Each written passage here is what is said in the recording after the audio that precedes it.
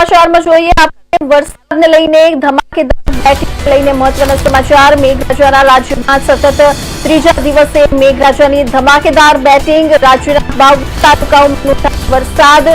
7 તાલુકાઓમાં 1 થી 3 ઇંચ સુધીનો વરસાદ। ગળતેશ્વર બાદ સૌથી વધુ 3 ઇંચ વરસાદ ખાબક્યો। કાલોલ અને ગોધરામાં 2.5 ઇંચ વરસાદ। વરસાદથી ખેડૂતોમાં ખુશી, વાતાવરણમાં ઠંડક।